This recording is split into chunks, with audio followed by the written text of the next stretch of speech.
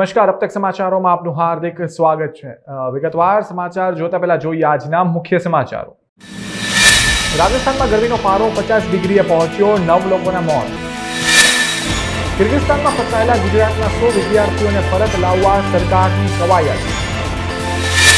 આરટીયુમાં ખાલી પડેલી 5873 જગ્યા માટે ત્રીજો રાઉન્ડ યોજાશે। હવે જોઈએ સમાચાર વિગતવાર। રાજસ્થાનમાં છેલ્લા 10 દિવસથી આકરી ગરમી પડી રહી છે અને તાપમાન 49 ડિગ્રી સેલ્સિયસ પર પહોંચી ગયું છે। ગુરુવારે 9 લોકોના મોત પણ થયા હતા। બાલોતરા અને ઝાલોર જિલ્લામાં 4 અને જેસલમેરમાં 1 મોત નોંધાયું હતું।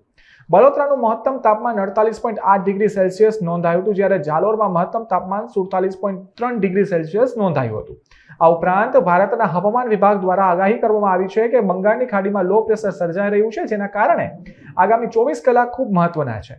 ચક્રવાત આજથી 27મી મે વચ્ચે ઓડિશા ઉપરાંત 28મીએ મહારાષ્ટ્ર અને ગુજરાત સાથે ટકરાવવાની સંભાવના વ્યક્ત પણ કરવામાં આવી રહી છે।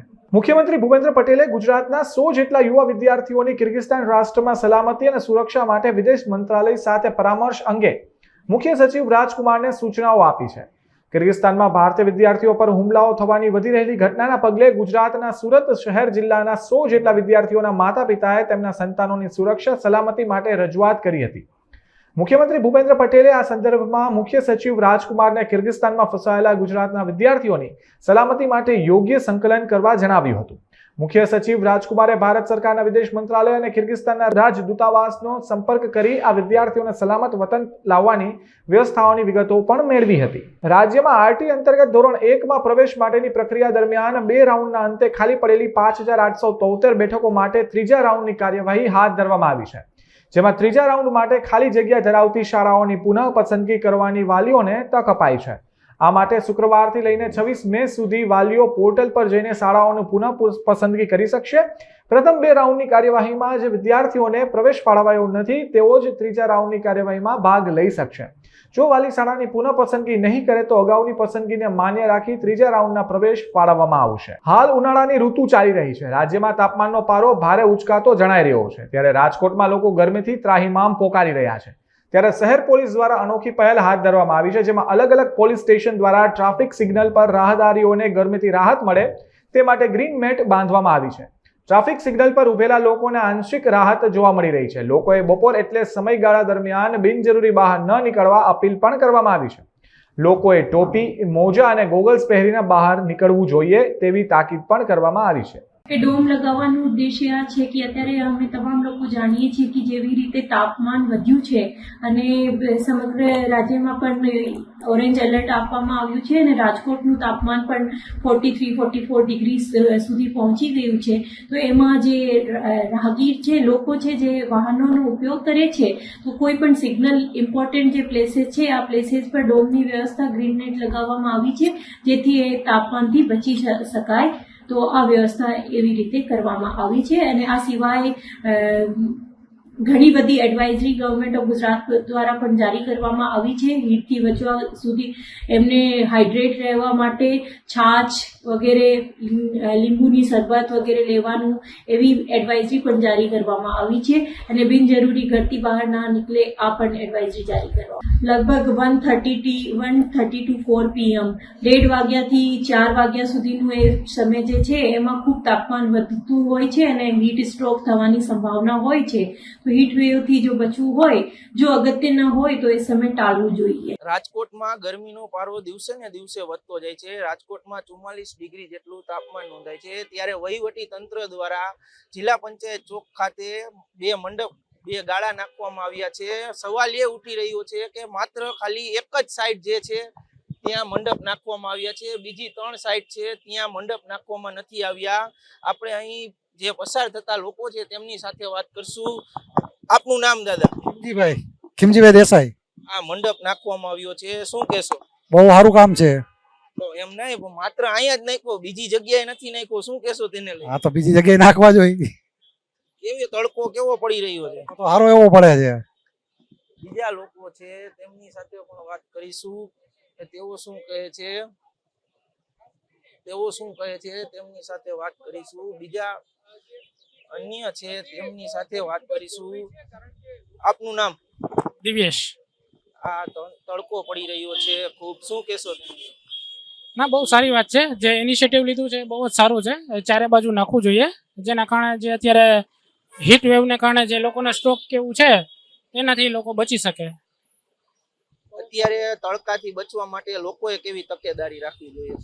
તકેદારી તો માં એટલું કહી શકીએ કે બિનજરૂરી બહાર ન નીકળવું જોઈએ અને કેપ ને એવું બધું પહેરવું જોઈએ, ગોગલ્સ ને એવું, જે મેં નથી પહેર્યા એકચ્યુઅલી, પણ એટલી તકેદારી રાખે તો ઘણું સારું કહેવાય. આપણે બીજી સાઈડ છે ત્યાં પણ લોકો રાહદારીઓ છે તે લોકો તડકામાં ઊભા રહે છે, તેમની સાથે પણ વાત કરીશું કે વહીવટી તંત્ર દ્વારા એક જ જગ્યાએ માત્ર ગાળા નાખવામાં આવી રહ્યા છે. આપણે દાદા સાથે વાત, દાદા ગાળા નાખવામાં આવ્યા છે વહીવટી તંત્ર દ્વારા, તડકો ન લાગે, શું કહેશો તેને? બહુ સારું કામ કર્યું છે, બહુ ઉપકારી કામ છે. કેવો તડકો લાગી રહ્યો છે અત્યારે રાજકોટમાં, શું કહેશો? અસહ્ય 44-45 ઉપર ચાલે છે. તંત્ર દ્વારા માત્ર એક જ જગ્યાએ ગાળા નાખવામાં આવ્યા છે, બીજી સાઈડ છે ત્યાં નથી નાખવામાં આવ્યા, તેને કઈ રીતે જુઓ? આ લાભ છે ને બધાને મળવો જોઈએ, આ બહુ સારી વાત છે. લોકોએ અત્યારે કેવી તકેદારી રાખવી જોઈએ, શું કહેશો તેને લઈને? ખૂબ જ આ જાગૃતિપૂર્વક આ તંત્રને આ વાતની જાણ કરવી જોઈએ. બીજી સાઈડ જે રાહદારીઓ છે તેમની સાથે વાત કરીશું કે જ્યાં ગાળા નથી નાખ્યા ત્યાં લોકોને અસહ્ય ગરમીનો અને તડકાનો સહન કરવું પડતું હોય છે, ત્યારે તેમની સાથે વાત કરીશું, તે લોકો શું કહે છે. આપનું નામ? અજય. આજે ખૂબ જ તડકો પડી રહ્યો છે, સિગ્નલ ઉપર ઊભા છો, એક સાઈડ ગાળા નાખ્યા છે તંત્ર દ્વારા, બીજી સાઈડ નથી નાખવામાં આવ્યા, શું કહેશો તેને? હજી ખરાબ હાલત છે અત્યારે તડકાની, તો ભાઈ મને નથી ખબર, બહુ ખરાબ તડકો છે. શું કહેશો? તડકો લાગી રહ્યો છે, લોકોએ કેવી તકેદારી રાખવી જોઈએ? ટોપી પહેરવી જોઈએ, પણ અત્યારે બધા પાસે સુવિધા નથી. આરએમસી ને એવું ગોઠવવું જોઈએ કે બધાને કઈક મળી રહે.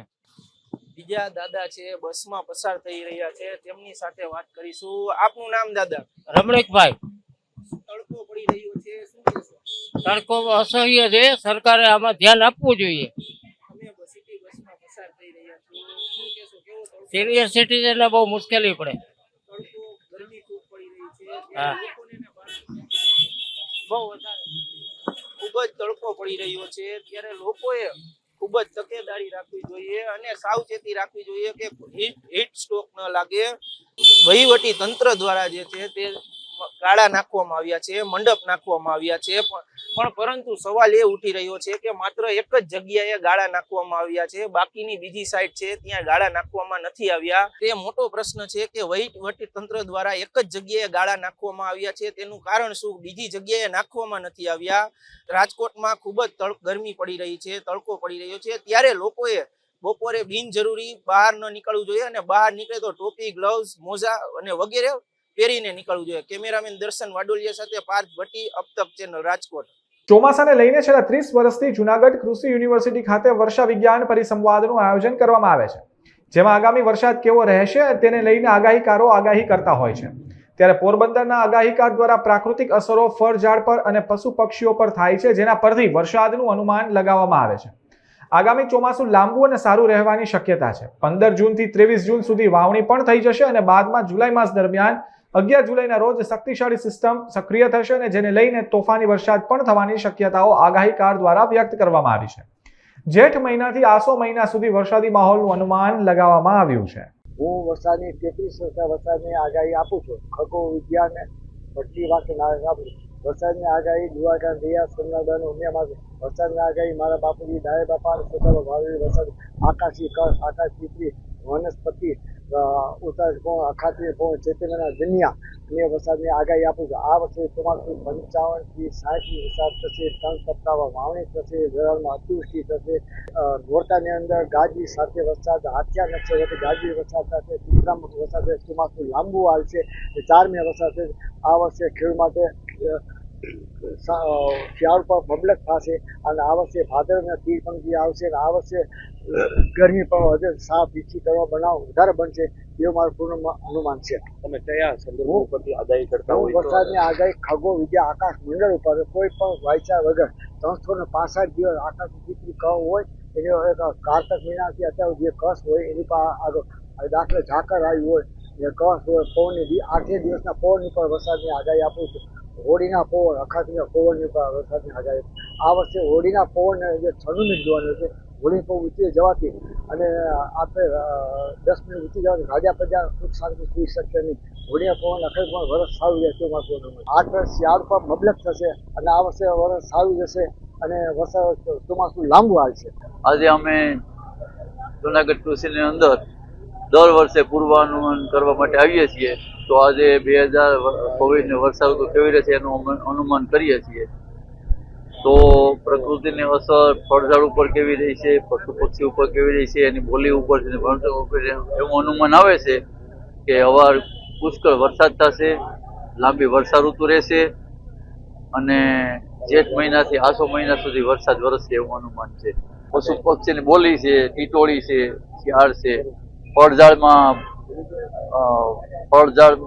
ફળ ફૂલ કેવા રહેશે એવું પરથી અમે રિયલ એસ્ટેટ ડેવલપર હર હંમેશ ફ્લેટના રહેવાસીઓને યોગ્ય સહુલત મળી રહે તે માટે પ્રોજેક્ટનું નિર્માણ કરતા હોય છે અને જો તેમાં તે યોગ્ય ખરા ન ઉતરે તો વળતર પણ ચૂકવવાનું રહેતું હોય છે. ત્યારે આવી જે ઘટના રાજકોટ ખાતે જોવા મળી. શહેરમાં આવેલા મૂન સ્પેસ એવન્યુના બિલ્ડર વિરુદ્ધ કાનૂની જંગ લડવાનો નિર્ણય ત્યાંના રહેવાસીઓએ લીધો છે. બિલ્ડરો દ્વારા જે વચનો આપવામાં આવ્યા હતા તે પૂરા કરવામાં આવ્યા નથી. એટલું જ નહીં, મેન્ટેનન્સ માટે આશરે જે 23 લાખ જેટલી માતબર રકમ ભેગી થઈ છે તે પણ આપવામાં નથી આવી. સાથોસાથ બિલ્ડરની બેદરકારીના પગલે હાલ એવેન્યુની નળની લાઇન પણ કપાઈ ગઈ છે. એટલું જ નહીં, જે ખર્ચ થઈ રહ્યો છે તે પણ રહેવાસીઓ પોતાના ખર્ચે તે સરખું કરાવે છે. આ અંગે અનેક રજૂઆતો કરવા છતાં બિલ્ડર દ્વારા કોઈ યોગ્ય ઉકેલ લાવવામાં આવ્યો નથી અને એવેન્યુના રહેવાસીઓએ અંતે કાનૂની જંગ લડવાનો નિર્ણય લીધો છે. મૂન સ્પેસ એવેન્યુના લોકોએ અબતક મીડિયા હાઉસની મુલાકાત લીધી હતી અને આ અંગે વિગતવાર માહિતી પણ આપી હતી. અમે મૂન સ્પેસના રહેવાસીઓ છીએ બધા. મૂન સ્પેસ એવેન્યુના શાંતિનગર 1 રૈયા હિલ આવેલી છે. ત્યાં આગળ અમે બધા 2 વર્ષ ત્યાં આવેલા છે રહેવા માટે. કેટલા ફ્લેટ છે? ટોટલ 15 ફ્લેટ છે અત્યારે હાલ. એમાં અમે અત્યારે 13 રહેવાસીઓ છીએ. બિલ્ડર કોણ છે? બિલ્ડર છે આપણે જયપ્રકાશભાઈ વિઠલાણી અને એના સન છે ભાર્ગવભાઈ વિઠલાણી. બરોબર. એ વ્યક્તિગત છે કે ભાગીદારી પેઢી છે? ભાગીદારી પેઢી. તો પ્રશ્ન શું છે? બિલ્ડર સાથે શું નારાજગી છે? પ્રશ્નમાં એવું છે કે અત્યાર સુધી અમારું મેઇન તો મેન્ટેનન્સ છે કે જે આખું બિલ્ડિંગ મેન્ટેન કરવા માટે અમે બધા 2 લાખ અને 1.5 લાખ આપેલા છે. હા, 2 લાખ અને 1.5 લાખ ડિપોઝિટ આપેલી છે. કેટલી લગભગ ટોટલ રકમ લગભગ કેટલી હશે? 23,50,000. એ અમને પરત કરેલી નથી. 2 વર્ષથી અમે એમને રજૂઆત કરેલી છે. ધીરે ધીરે રિક્વેસ્ટ કરેલી. તમારું બિલ્ડરના બધા ફ્લેટ ઓનરો છે એનું કે એસોસિએશન બનાવ્યું છે? હા, એસોસિએશન બિલ્ડરના કહેવાથી જ બનાવ્યું કે તમે 2 એસોસિએશન બનાવો. વર્ષ દિવસ પહેલા અમને એસોસિએશન બનાવ્યું. 6 મહિના પહેલા બેંક એકાઉન્ટ ખોલાવ્યું. એમને કીધું કે એસોસિએશન બનાવો. તમે એનું રિક્વેસ્ટ કરી પૈસાનું જમા તો શું એમનું કહેવાનું થઈ છે? એમ કે અમે આપી દેશું બેંક ખાતું ખોલાવો એમાં આપી દેશું. બેંક ખાતું ખોલાવીને એમને આપેલું છે. એમાં બી અમને એને પરત કરેલ નથી. અચ્છા, એક તો મેન્ટેનન્સના પૈસા તમારા અત્યારે હડપ કરી ગયા, જેના જોબ નથી મળતા. ઈસીઓ બીજા ક્યાં? ઈસીઓ બીજું એવું છે કે જનરેટર એમને આપવાની વાત કરેલી છે. ઇવન રેરામાં બી એણે અપલોડ કરેલું છે કે જનરેટર આપશું. અમે અવારનવાર માગણી કરેલી કે જનરેટર આપો, પણ એમને આપશું એવી રીતે વાતને. હા, રેરામાં અમે ફરિયાદ કરેલી છે. અમારા એડવોકેટ છે જે એમના મારફત અમે કરેલી છે. બીજા એમાં એવું છે કોમન અત્યારે હાલમાં ઘણા સમયથી બહાદુરની નથી વ્યવસ્થા. કોઈ જાતની સાફ સફાઈ નથી થતી બિલ્ડિંગમાં અને બિલ્ડિંગનું ઇલેક્ટ્રિક છે એ બધું એ રીતનું છે, વાયરિંગ ને એ બધું. સાફ સફાઈનું રેગ્યુલર મેન્ટેનન્સ તો ખરેખર તમારે જે ફ્લેટ ઓનર છે એનામાં આવે છે. તો એ અપેક્ષા કેમ બિલ્ડર પાસે રાખો છો? બિલ્ડર પાસે એવું છે કે અત્યાર સુધી અમે બધા જે ખર્ચા થયા છે ને, જે કોમનના મોટરના પાણીના બધા, એ અમે અત્યારે અમારા પર્સનલ ભોગવ્યા છે. અમારે 2 લાખ મેન્ટેનન્સ આપેલું છે તો પછી અમારે તો શેના માટે? સિવાય બીજું એવું છે કે એમને બધા ફ્લેટમાં જે કાંઈ પાણીના ઢાળ હોય કે એ બધા ઊંધા છે. પાણી બહાર જવાને બદલે અંદર આવે, બાથરૂમમાં ને એ રીતે કોમન એરિયામાં છે એનું પાણી અંદર આવે છે, પ્લસ બધે ભેજ આવે છે. એટલે આવી ઘણી બધી ખામીઓ છે. ઈસીઓ કોઈ અંદર નિયમ બહારનું કઈ બાંધકામ કે એવું કઈ થયું હોય એવું કઈ? અચ્છા, પાર્કિંગનો કઈ પ્રશ્નો છે? પાર્કિંગમાં એવું છે કે અમારા બધા પાસેથી 50,000 એને ફ્લેટ દીઠ ઉઘરાવેલ છે. ના, એ એક્સ્ટ્રા 50,000 પ્લસ 40,000 ગેસ ને જીબી ને એના ઉઘરાવેલ છે. એની કોઈ સફિશિયન્ટ પહોંચ આપેલ નથી. બરાબર છે. અને ઇવન એલોટેડ પાર્કિંગ કરેલું નથી. અચ્છા, બિલ્ડિંગમાં જે પ્રમાણે તમે સુવિધાઓ કીધી હતી, ફાયર સેફટી, બધા પ્રશ્નો, એ બધું બરાબર છે? એનાથી તમે સંતુષ્ટ? ફાયર સેફટીનું લાયસન્સ નથી રિન્યુઅલ કરાવેલું ને 2 વર્ષથી. બરાબર છે. હવે કાલ સવારે કાંઈ પણ અકસ્માત બને, અમને તો કાંઈ ખબર નથી કેવી રીતે શું મેન્ટેન થાય છે, સાધનો ચાલુ છે, શું છે, મોટર ચાલુ છે કે નહીં, એટલે બધું રામ ભરોસે છે અત્યારે બિલ્ડિંગ. અવારનવાર રજૂઆત કરેલી છે, પણ એ જેવી રજૂઆત કરી એટલે ઉગ્ર બની જાય. કોઈ જાતના જવાબ પ્રોપર મળતા નથી અમને, એટલે અંતે અમે થાકીને અમે પગલું ભરેલું છે. આગળ શું તમે પગલાં લેવા માંગો? આ વાતો બધા મારું એક જ છે કે અમારા જે આ પ્રશ્નો છે એ બધા હલ થઈ જાય, મેન્ટેનન્સ ડિપોઝિટ છે એ પાછી આપી દઈએ, એટલે અમારું બિલ્ડિંગ છે એ સ્મૂથ બધું મેન્ટેન થઈ શકે. કચ્છ જિલ્લામાં 1017 જરૂરિયાત સામે 437 જ્ઞાન સહાયક શિક્ષકોની નિમણૂક કરાઈ છે, જેમાં હજુ 233 શિક્ષકોની જગ્યા ખાલી છે, જે નવા સત્રની અંદર સરકારની સૂચના મુજબ રિન્યુ અથવા ભરતી કરી દેવામાં આવશે.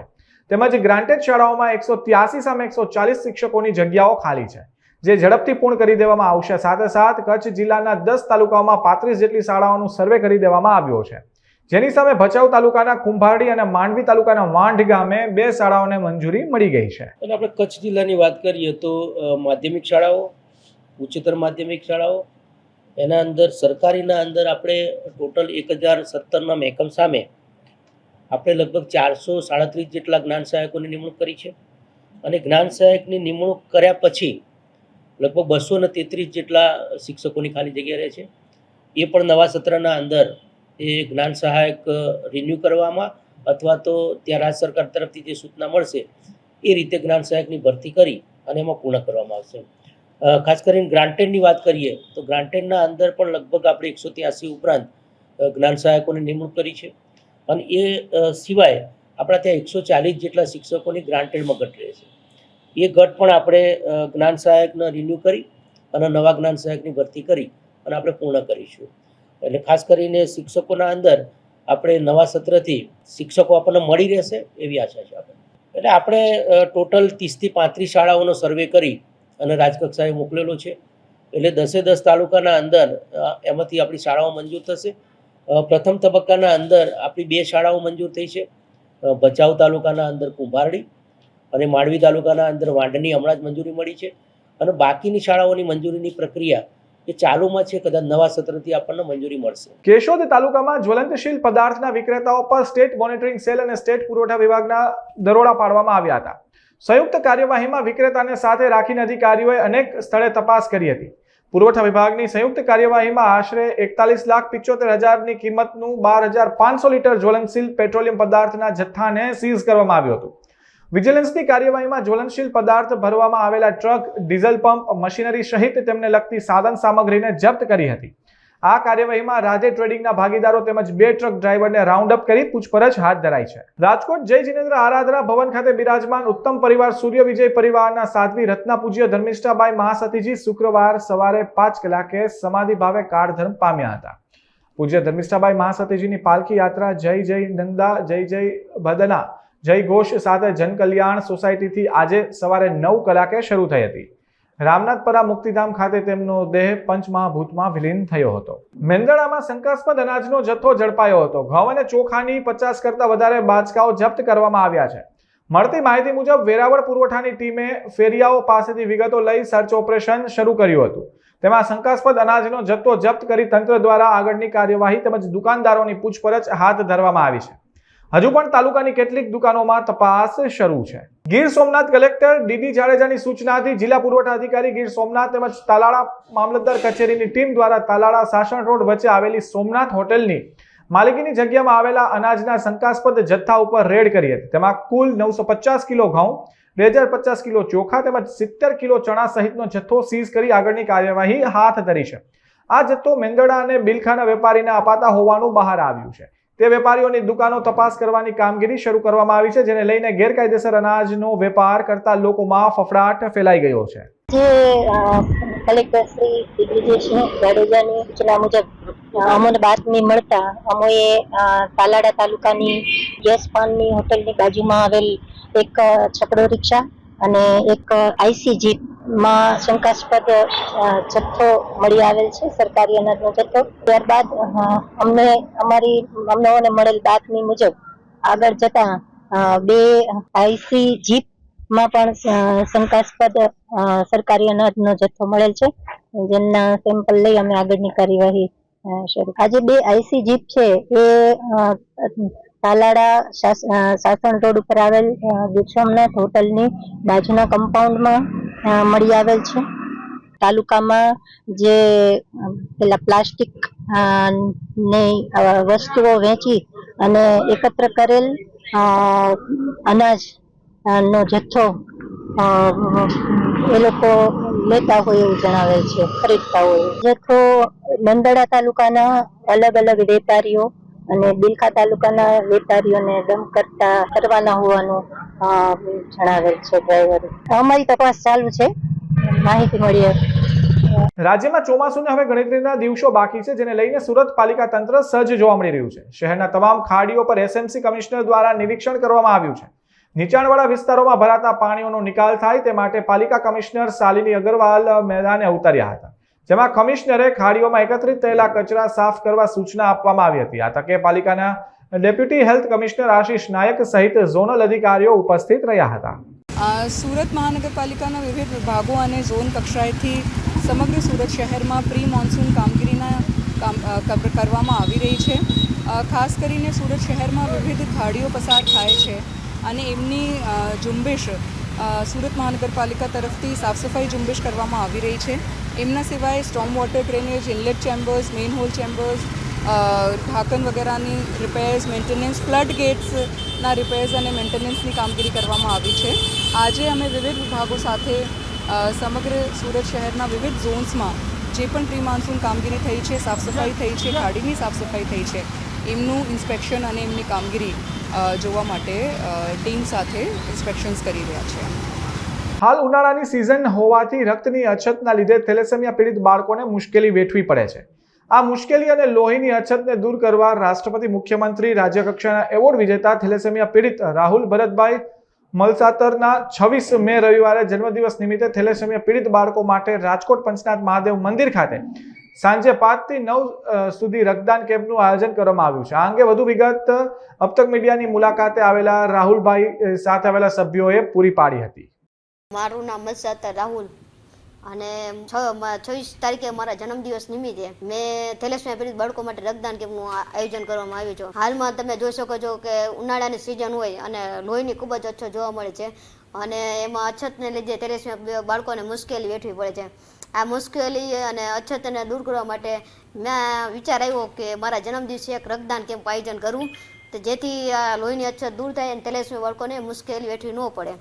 અને વધુમાં વધુ લોકોને આ રક્તદાન કેમ્પમાં જોડાવા માટે આમંત્રણ આપું છું, કારણ કે તમારા થકી જ અમારા થેલેસેમિયા પીડિત બાળકોને લોહી મળતું રહે છે, કારણ કે તમારા થકી જ અમારું જીવન છે. માટે આપ રક્તદાન કરો અને 26/5/2024 અને સમય સાંજે 5 થી 9 પંચનાથ મંદિરે આપ સૌ રાજકોટવાસીઓને જણાવવાનું કે આ રક્તદાન કેમ્પમાં મોટી સંખ્યામાં પધારવા વિનંતી છે, કારણ કે રક્તદાન એ મહાદાન છે અને લોહી થકી જ અમારા થેલેસેમિયા બાળકોનું જીવન છે અને લોહીની અછત ખૂબ જ અત્યારે વર્તાઈ રહી છે.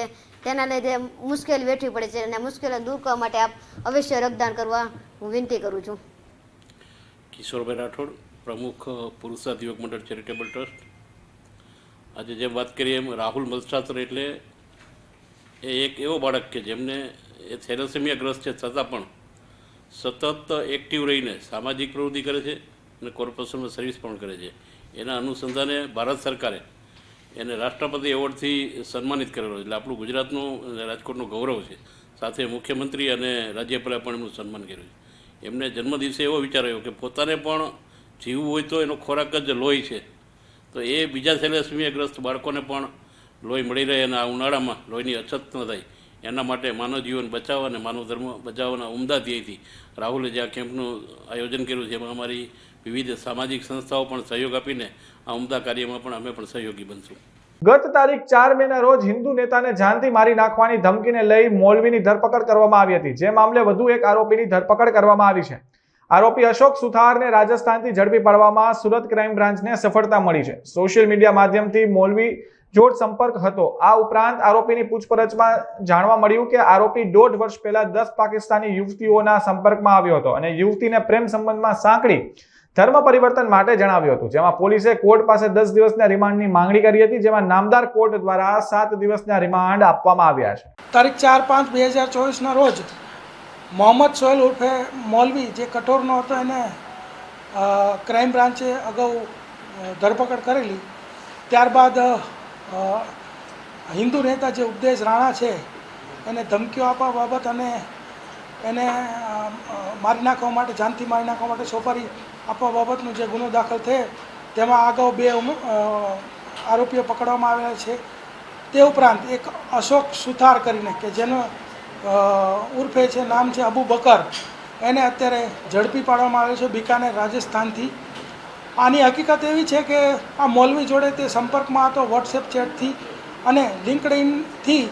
તે પાકિસ્તાનની કેટલીય છોકરીઓ સાથે ગ્રાફિક ડિઝાઇનિંગના કામમાં માટે સંપર્કમાં હતો અને એમાંથી ઇકરા રિયાઝ કરીને જે છોકરી હતી એની સાથે એને પ્રેમ સંબંધ બંધાયેલો અને એ પ્રેમ સંબંધની અંદર એને વાતચીતમાં ઇકરા રિયાઝે એવું કહેલું કે તારે મારી સાથે પ્રેમ સંબંધ રાખવો હોય તો તારે મુસ્લિમ ધર્મ વિશે જાણવું પડશે, મુસ્લિમ ધર્મ અંગીકાર કરવો પડશે.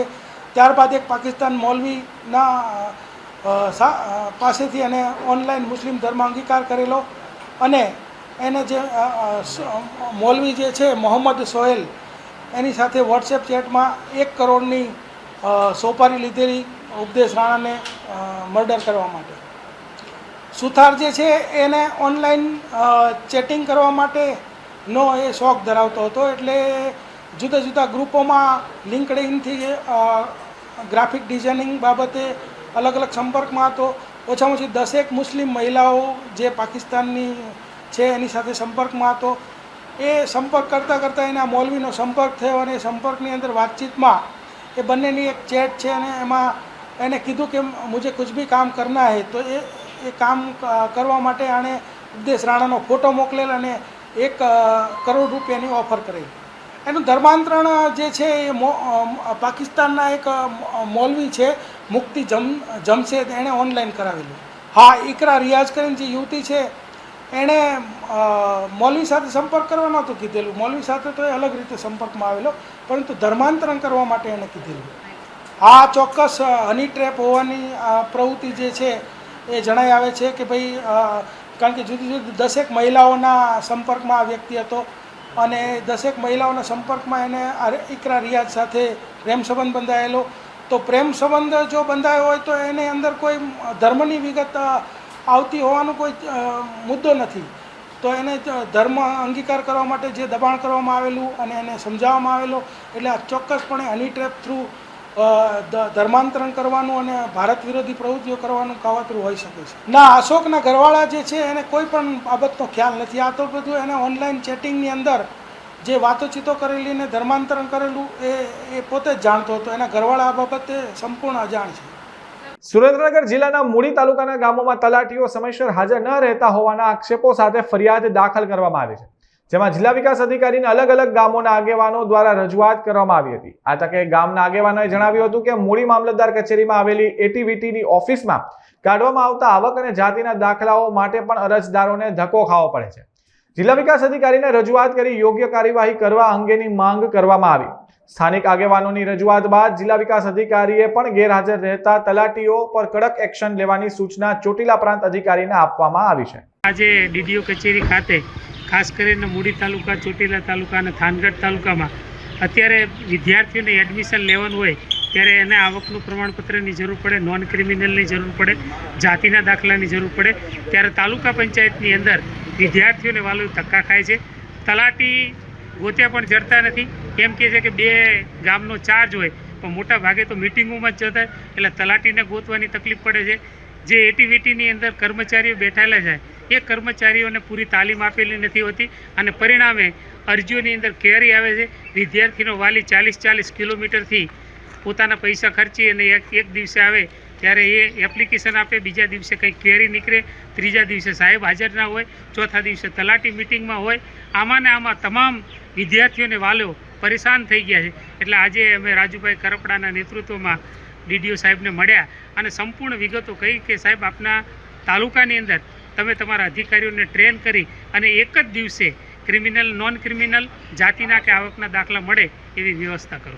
મેં જે મૂળી તાલુકાની અંદર જે સમસ્યા સર્જાય છે, જે અત્યારે જે નાના છોકરાને જે એડમિશન બીજે લેવાના હોય અને ત્યારે એને ક્રિમિનલના દાખલા, આવકના દાખલા, જાતિના દાખલા વગેરે જે કઢાવવાના હોય, ત્યારે જે એક્ટિવિટીમાં જે લોકો બેઠા છે, જે કોન્ટ્રાક્ટર બેઝ ઉપર, જે એમને પૂરી ખબર હોતી નથી, એના કારણે જે વાલીઓને જે ધક્કા થાય છે, વિદ્યાર્થીઓને જે ધક્કા થાય છે, એના કારણે જે મેં આજે ડીડીઓ સાહેબને જે રજૂઆત કરવા માટે આવ્યા હતા અને તેમજ જે દરેક ગામની અંદર જે તલાટી હોય છે તે તમામ તલાટી ગેરહાજર જ હોય છે.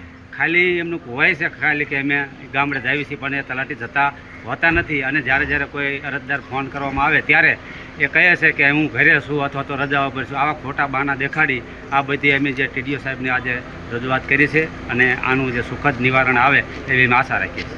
અમરેલીના ફતેપુરમાં વિશ્વવિખ્યાત સંત ભોજરામ બાપાની 239મો પ્રાગટ્ય મહોત્સવની ઉજવણી કરવામાં આવી હતી. આ મહોત્સવમાં મુખ્યદાતા પરસોત્તમભાઈ ગજેરાની રક્તતુલા કરવામાં આવી હતી. વાલજીભાઈ પરસરાણી સાકર તુલા કરી સન્માન કરવામાં આવ્યું હતું. આજુબાજુ ગામડાઓમાંથી પધારેલા સ્વયંસેવકોનું શાબ્દિક સન્માન પણ કરવામાં આવ્યું હતું. આ મહોત્સવમાં રાત્રે ભવ્ય સંતવાણીનું પણ આયોજન કરવામાં આવ્યું હતું. ભારે ગરમી અને બફારા વચ્ચે હજારો ભાવિકો અલગ અલગ શહેરો ગામડામાંથી મહોત્સવમાં દર્શનનો લાભ લેવા પધાર્યા હતા. બાપાની જે આજે ફતેપુરની ધરતી ઉપર ભોજલધામમાં પૂજ્ય ભોજરામ બાપાની 239મી પ્રાગટ્ય ઉત્સવ બહુ ધામધૂમથી અને લાખોની મેદનીની વચ્ચે થયો. આ ઉત્સવની અંદર અમારા ખૂબ જ મોટા સુરતથી, અમદાવાદથી દાતાઓ આવ્યા હતા અને એટલી બધી દાનની લાણી કરી કે એમાં પરસોત્તમભાઈ દાસે તો કીધું, ગજેરાભાઈએ, કે આ મંદિરની અંદર આજે હું 25 લાખ આપું છું, પણ આ મંદિર ઝડપથી બને અને જેટલું સહકાર જોઈએ મારો એટલો મને ફોન કરી દેજો.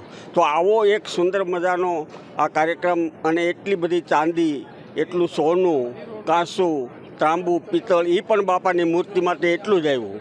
તો આ ઉત્સવની અંદર આ સ્ટેજ ઉપર પ્રથમ અમારા મેઇન દાતા વાલજીભાઈ, એમની સાકર તુલા થઈ. ત્યાર પછી બીજા દાતા પરસોત્તમભાઈ દાસભાઈ ગજેરા, એમની રક્તતુલા કરી અને આ કાર્યક્રમની અંદર સાધુ સંતો અને ખૂબ જ મોટી મેદનીએ હાજરી આપી અને કાર્યક્રમ પૂર્ણ કર્યો. એ બદલ સૌને હું અભિનંદન આપું છું અને આપની ચેનલને પણ અભિનંદન આપું છું કે આવું સુંદર મજાનું કાર્ય લોકો સુધી પહોંચાડો છો. જય ભોજરામ. તો આ હતા આજના સમાચાર. વધુ સમાચાર માટે જોતા રહો અબ તક. નમસ્કાર.